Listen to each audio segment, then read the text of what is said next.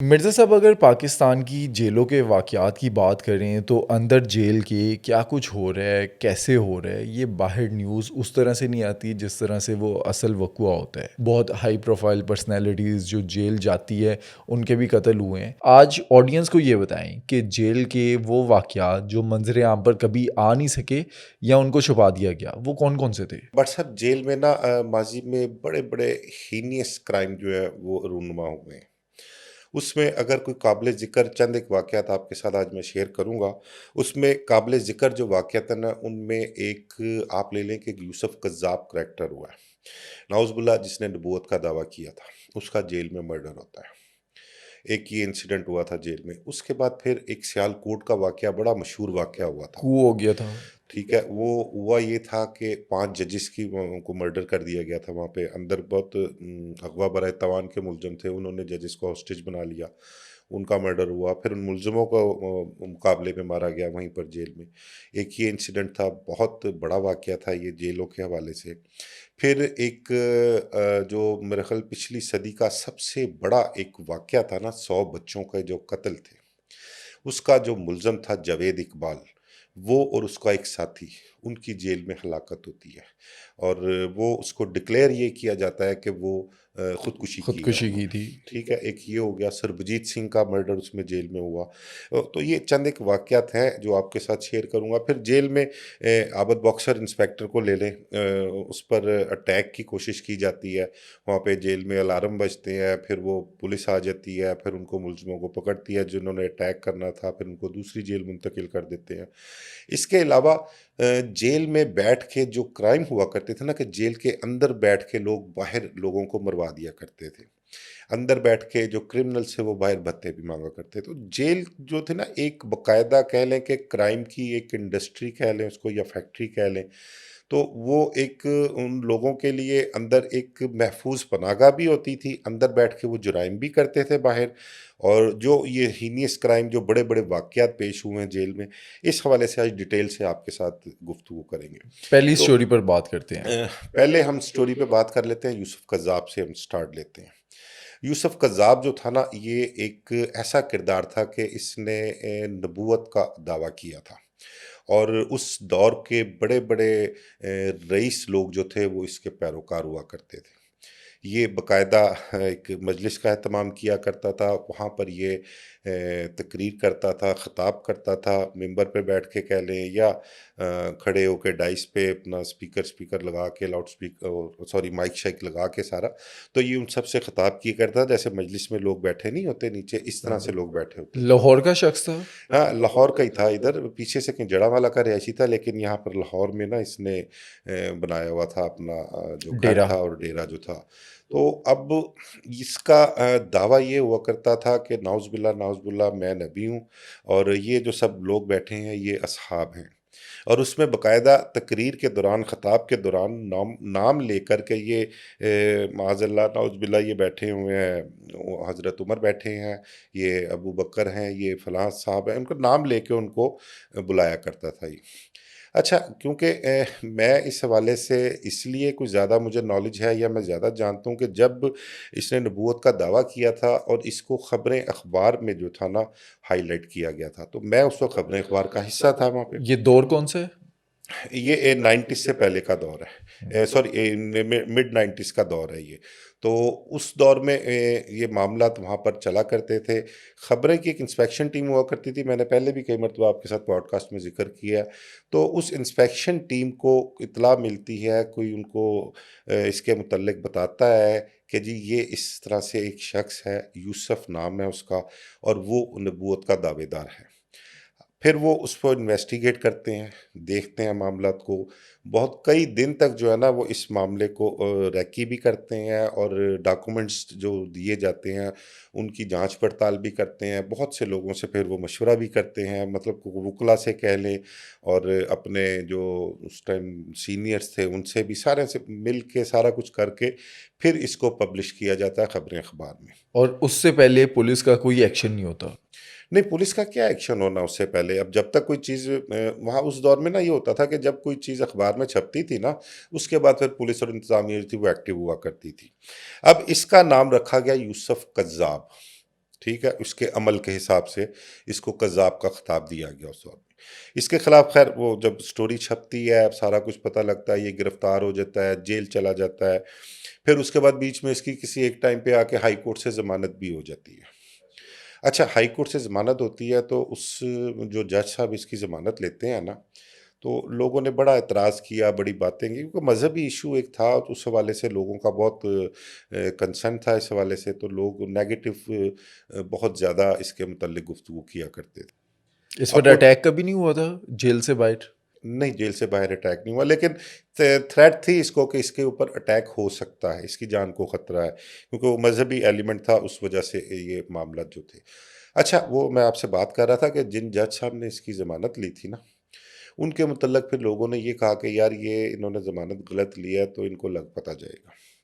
اچھا، پھر لگ پتہ کیا جائے گا، کچھ تھوڑا سا ہی ٹائم گزرا کہ جج صاحب کے ایک بیٹے کو مال روڈ پہ ہی نا ڈاکوؤں نے مزاحمت کرنے پر نہ گولی مار کے زخمی کر دیا، ان جج صاحب کے بیٹے کو۔ اب وہ ان کے بیٹے نے ایک طویل عرصے تک بستر پہ رہا، وہ صرف اس انسیڈنٹ کی وجہ سے، گولی لگنے کی وجہ سے۔ پھر اس کے بعد کچھ ایسا ہوتا ہے کہ ان کی کوئی فیکٹری ہوتی ہے، اس فیکٹری میں آگ بھی لگ جاتی ہے، تو لوگوں نے پھر اس سے مطلب کہ اس کو ریلیونٹ کرنا شروع کر دیا کہ یہ سب اس چیز کا عذاب ہے۔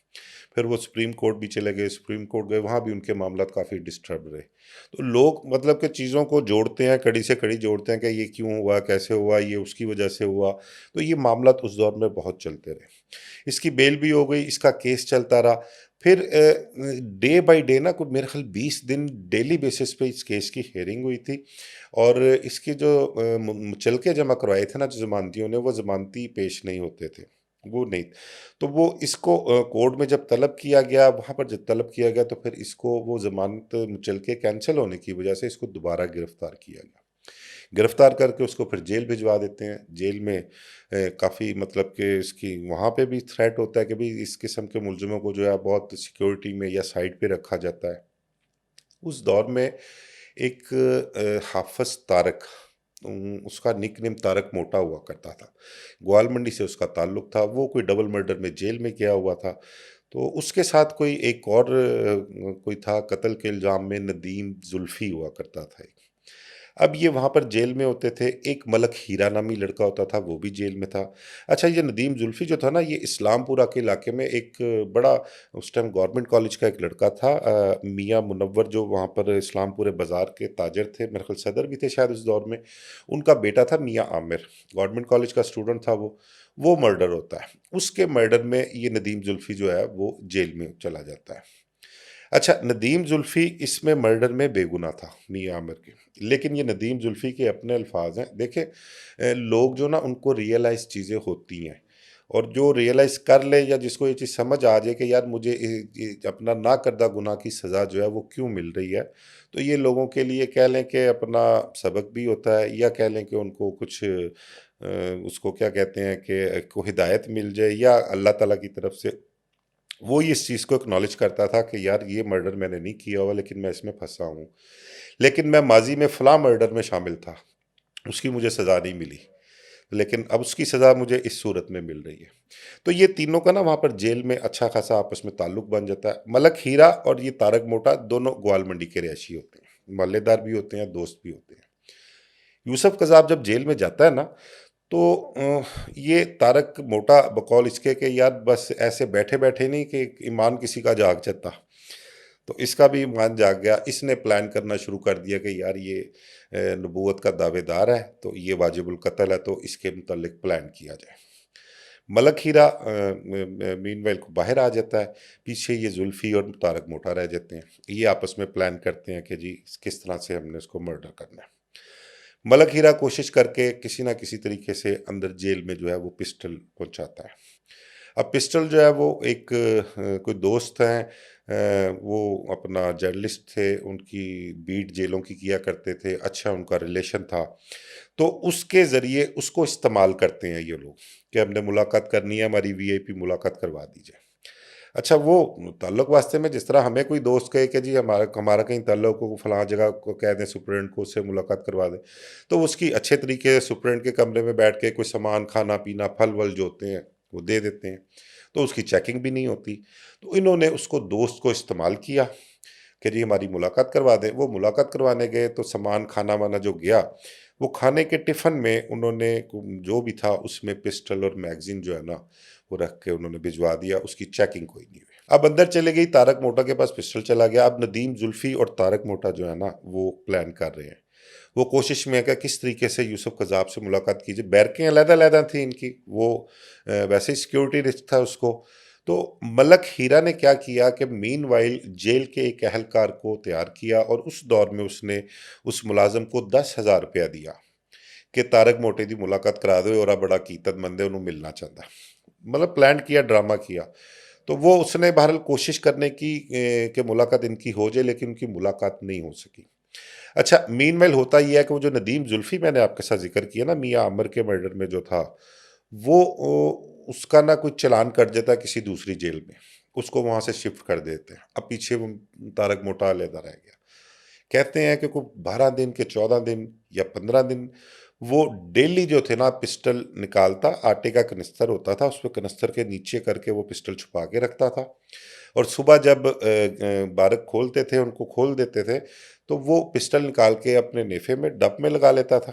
آج کل تو ہم نیفا ہی کہتے ہیں، کیونکہ جب سے نیفے پہ پسٹل چلنے شروع ہوئے ہیں تو وہ نیفے کا ہی لفظ یوز کرتے ہیں۔ وہ ڈب میں اس نے پسٹل لگا لینا، اور اس نے اسی طاق میں رہنا، اور اس جیل اہلکار سے اس نے کہنا کہ یار میری ملاقات کرا دو، لیکن وہ اس کا دا نہیں لگ سکا، ملاقات نہیں ہو سکی۔ اچھا، اس دور میں نا دہشت گردی بھی بڑے عروج پہ تھی، خاص کر یہ مذہبی دہشت گردی کے حوالے سے۔ سپاہ محمد ایک تنظیم تھی، سپاہ صحابہ تھی، لشکر جنگوی۔ تو اس کے لوگوں کو نا گرفتار کیا جا رہا تھا، ان کے لوگوں کو تو بڑے مطلب کہ اس ٹائم ہائی پروفائل ملزم ہوا کرتے تھے یہ۔ اب ان کو جب گرفتار کیا گیا نا، تو ان کو جیل میں، کوٹ لکھپت جیل میں جو ہے بند کرنا تھا انہوں نے۔ اب وہاں پر جو ڈیسائیڈ کرتے ہیں آفیسرز، وہی ڈیسائیڈ کرتے ہیں کہ یار ان کو نا علیحدہ ہی رکھنا ہے، تو یوسف قذاب کو یہاں سے نکال کے نا بیرک سے کسی دوسری بیرک میں شفٹ کر دیا جائے، اور ان کو دہشت گرد یا یہ اس تنظیم کے جو لوگ ہیں ان کو اس کی بیرک میں رکھ دیتے ہیں۔ اچھا، یہ ڈیسائیڈ ہو جاتا ہے، وہ بیرک سے ان کو کہتے ہیں کہ جی تیاری کرو، اپنا سامان باندھو، تمہیں دوسری بیرک میں شفٹ کرنا ہے۔ وہ جو جیل اہلکار جس نے 10,000 روپیہ لیا ہوتا نا، اس نے اس کو حلال تو کرنا تھا۔ اب وہ آتا ہے تارک موٹے کے پاس، کہندا تارک لے بھی تیری سنی گئی ہے۔ ان کے اب ملاقات باہر تے کوئی سین نہیں بن سکیا ہو رہا، لیکن یوسف قذاب تیری ہی بیرک چ اسی شفٹ کرنے لگے ہیں اوتھے ہور ملزم آ گئے نے، تے اینوں لیا کے سی تیری بیرک چ بند کرنا ہے۔ اس نے کہا یہ سننا تھا۔ سننے کے بعد اس نے دوبارہ دیکھ کے ادھر ادھر کوئی ہے تو نہیں، پسٹل نکالا، پسٹل نکال کے اس نے پھر لگایا، اور اپنی بارک کے باہر ٹہلنا شروع کر دیا۔ تو پھر اس کے بعد جب یوسف قذاب آتا ہے ادھر، تو بارک کے باہر ہی کہتے ہیں کہ وہ جیل اہلکار بتاتا ہے کہ یہ آ گیا یوسف قذاب۔ تو وہ اس سے ملتا ہے، اس سے ہاتھ بھی ملاتا ہے، اور ہاتھ ملانے کے بعد اس سے پوچھتا ہے یوسف، نام اس کا پوچھتا ہے۔ تو اس نے کہا یوسف، بس اتنا پوچھنا تھا۔ پھر وہ پسٹل نکالتا ہے، پسٹل نکال کے اس کو فائر کرتا ہے۔ پہلا فائر جو بتاتے ہیں وہ کہتے ہیں کہ اس کے نازک اعضاء پر لگتا ہے۔ اس کے بعد پھر 2 فائر اور کرتا ہے وہ۔ جب وہ گر جاتا ہے نا نیچے، تو پھر اس کے اوپر چڑھ کے چوتھا فائر اس کے منہ پہ مارتا ہے۔ وہ اس کے کہتے ہیں کہ حلق میں فائر لگا تھا، اور اس چوتھے فائر کی وجہ سے آن سپاٹ ہی اس کی ڈیتھ ہو گئی تھی۔ اب یہ بہت بڑا واقعہ تھا وہاں جیل پہ، میں تو ٹھیک ہے، ہلچل مچ ایک گئی ہوگی۔ ہلچل مچ گئی فوری طور پر۔ چیف سیکرٹری، آئی جی، افسران، مطلب سب وہاں پر پہنچ گئے۔ اب پھر ہونا کیا تھا، کام تو ہو گیا اس کا جو اس نے اچھا، مقصد یہ لیا تھا۔ جیل کے اندر یہ والا پہلا وقوع تھا اس ٹائم کا کہ پسٹل سے کسی کو گولیاں مارتی؟ پہلے بھی معاملات چلتے رہے ہیں وہاں پر نا، جیل کا سسٹم ہی بڑا عجیب سا ہے۔ وہاں پر یہ اسلحہ لے جانا کسی کی مرضی سے تو جا سکتا تھا، ویسے نہیں جا سکتا تھا، یا جیل کے لوگ بیچ میں کوئی شامل ہوتے تھے۔ جیل میں نا جو اپنا حملہ کسی پہ کرنا نا، اس کے لیے ایک وہ لوہے کا پتھر ہوتا ہے، یا کہہ لیں کہ آپ چمچہ جو ہوتا ہے نا، اس کو رگڑ رگڑ اس کے؟ کو بھی لیتے، اس کو چمچے میں اندر منع ہے یہ چیزیں جیل میں لے جانی، لیکن وہ چمچہ اندر لے جاتے تھے، اور اس کو اتنا رگڑتے تھے کہ وہ چھری کی مانند بن جاتا تھا، اور اس سے بندہ مارنا بہت آسان تھا۔ پھر جیل میں ہوتا کیا ہے کہ آپ تیل، یہ اپنا گھی کے کنستر جو ہوتے ہیں، ان میں تیل گرم کر لیں، کھولتا ہوا تیل کر کے وہ ایک کسی کے اوپر پھینک دینا۔ دال، پتلی دال ہوتی ہے پانی کی طرح، پہلے اس دور میں ہوا کرتی تھی، وہ کھولتی ہوئی دال گرم کر کے وہ پھینک دینا، مطلب کسی پہ اٹیک کرنا۔ تو یہ اٹیک کے طریقے ہوا کرتے تھے وہاں پر۔ تو یہ واقعہ جب یوسف قذاب کا ہو گیا تو تمام تر افسر موقع پر پہنچ گئے۔ خیر، اب اس کے بعد ہونا کیا تھا، کام تو ہو گیا۔ پھر ایک FIR درج ہوتی ہے، اس میں پھر کچھ جیل افسران کوئی گرفتار بھی ہوئے، کچھ معطل بھی ہوئے، یہ مطلب کہ سارا سلسلہ جو پروسیس تھا وہ چلتا رہا۔ اور اس کے جس بعد نے گولیاں ماری اس کا کیا بنا؟ وہ اس کے بعد ہوتا یہ ہے کہ جب یہ یوسف قذاب کا مرڈر ہو جاتا ہے نا، تو ہماری ایک تنظیم کہہ لیں، مذہبی تنظیم کہہ لیں اس کو، یا وہ اس کا کریڈٹ لینے کی کوشش کرتی ہے کہ ہم نے اپنا نبوت کے دعوے دار کو جو ہے نا، ہم نے گستاخ رسول کو جو ہے وہ جیل میں اڑوا دیا۔ وہ پھر اس کی پیروی کرتی ہے طارق موٹے کی، کریڈٹ لینے کی کوشش کرتی ہے۔ تو خیر اس کریڈٹ میں یہ ہوتا ہے کہ طارق موٹے کی بیل ہو جاتی ہے، وہ باہر بھی آ جاتا ہے کچھ عرصے کے بعد۔ اچھا، یوسف قذاب کا جب پوسٹ مارٹم ہوتا ہے اس کے بعد اس کی باڈی ہینڈ اوور کر دیتے ہیں نا، تو اس کے بعد ہوتا یہ ہے کہ وہ جڑاں والے کا میں نے بتایا آپ کو رہائشی تھا، اس کی باڈی لے جاتے ہیں وہاں پر تدفین کے لیے۔ وہاں کے لوگ اس کو وہاں پر دفن نہیں ہونے دیتے، سارا علاقہ اکٹھا ہوتا ہے، ان کا نہیں یہ اس کو تو نہیں دفن ہونے دیں گے۔ اس کے بعد لاہور آ جاتے ہیں کہ یہاں پر کوئی اس کو، لیکن یہاں پر بھی وہی معاملات ہوتے ہیں۔ پھر اینڈ جو مجھے پتہ لگا کہ اس کو لے جاتے ہیں اسلام آباد، وہاں پر پتہ نہیں عیسائیوں کا یا بوروں کا قبرستان ہے کہتے ہیں، وہاں پر جا کے اس کو خاموشی سے دفن کیا گیا۔ مطلب کہ اس کو نہ اپنے آبائی علاقے میں نہ لاہور میں کہیں بھی تدفین کے لیے اس کو جگہ نہیں وہاں پہ مل سکی، بحالت مجبوری اسلام آباد میں جا کے مرڈر کیا گیا۔ تو یہ بڑا اس دور میں بڑا ایک ہائی پروفائل کیس تھا، اور یہ بڑا مطلب کہ سینسٹیو معاملہ تھا، اور اس کا جو مرڈر یوسف قذاب کا ہوا۔